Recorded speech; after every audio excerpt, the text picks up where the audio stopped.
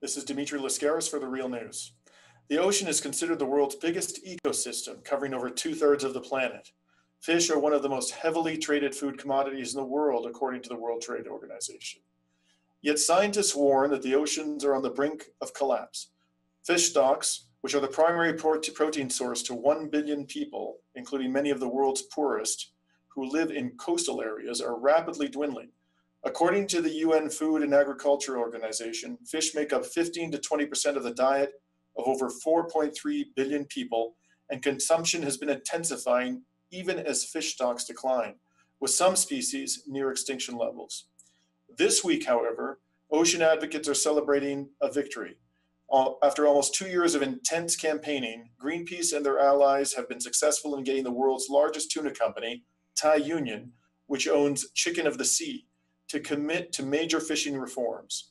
To discuss the victory and the state of the oceans and fish, we are joined from Washington, D.C. by marine biologist John Hocevar, who is Greenpeace USA's ocean director. Thanks for joining us, John. Thanks for having me. First, congratulations from The Real News on your victory. I understand you yourself worked extensively on the Thai Union campaign. Please tell us what Thai Union has committed to and how that will make their fishing practices more environmentally sustainable. It's a big day for the ocean.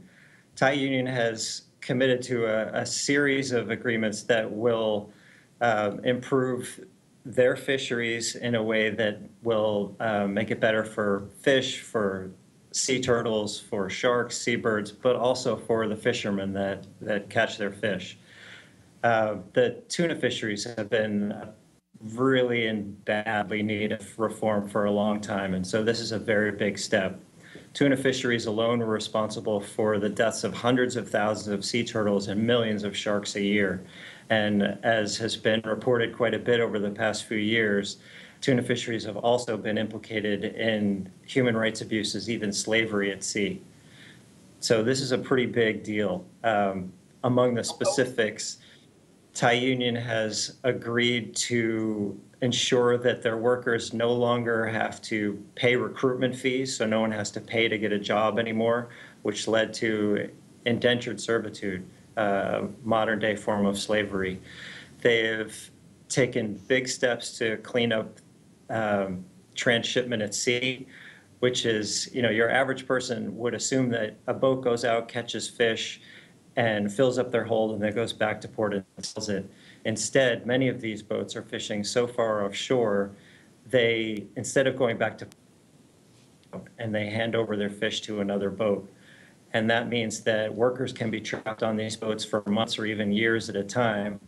It's a real problem for overcapacity, for overfishing, because they really never have to stop fishing. They can just stay out and fish and fish and fish.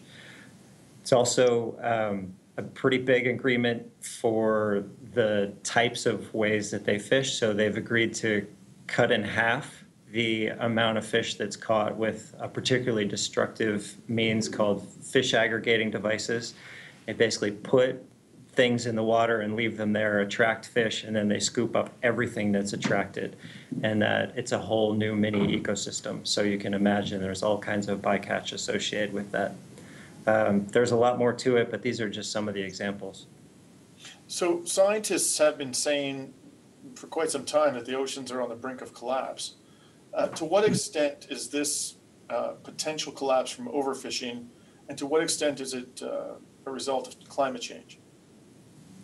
Climate change is a huge issue for everything on the planet. There's no question about it. It's putting our coral reefs at risk of extinction. It's melting the polar ice caps. It's really affecting everything that lives in the ocean and everything on land as well. And those impacts are just going to grow over time. For now, though, in the ocean, the biggest impacts are due to extractive industry, especially fishing. So we have literally eaten most of the fish in the ocean, and that is, as you might imagine, had ripple effects that stretch pretty far across marine ecosystems. Now, this agreement concerns the tuna populations. What are some of the other fish species that are currently most at risk? Particularly, let's focus on the species upon which people around the world depend the most for their their diet, their consumption, their nutritional needs?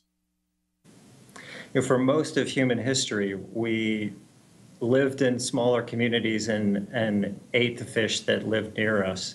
And as we ate those fish and as we grew in numbers, we moved farther north and farther south and farther offshore.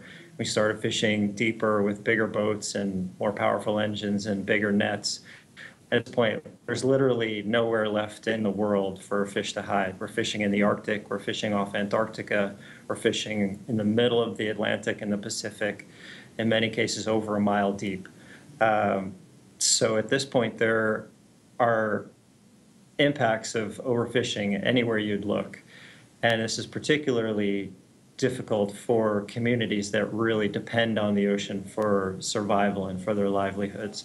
For example, are there particular communities. Are there particular species aside from tuna that we should be most focused on rehabilitating? It's always important to look at the ones that are closest to the brink, like bluefin tuna, which we've eaten over 95% of the bluefin tuna, and they're really in danger.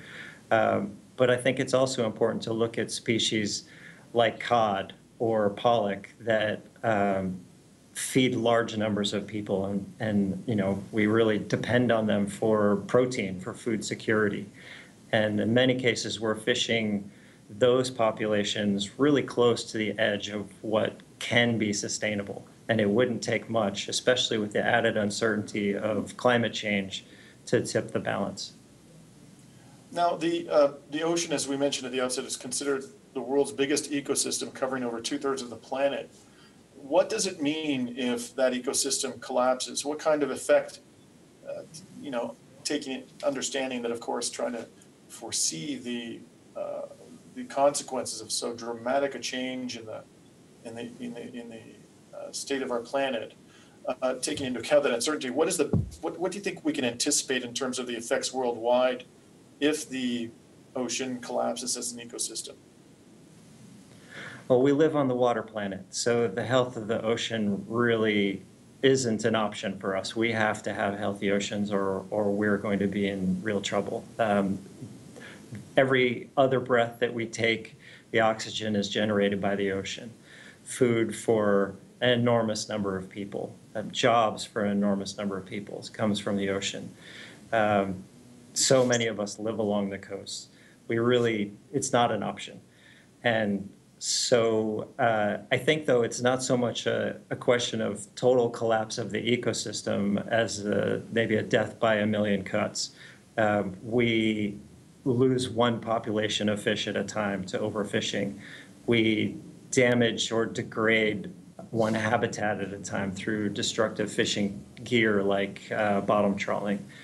Those are the kinds of things that we're doing so far. Climate change and ocean acidification are two problems that are going to trump all of that eventually. But for now, it's really one painful step at a time.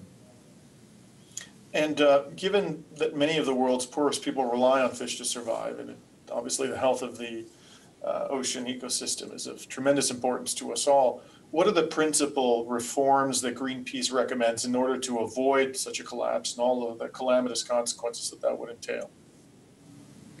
We need a more ecosystem-based approach to how we manage fisheries, for one. We can't just look at each species in isolation and pretend that we can manage that without it being affected by or affecting anything else. Part of the way that we do that is through creating a network of fully protected parks in the ocean, sanctuaries or reserves.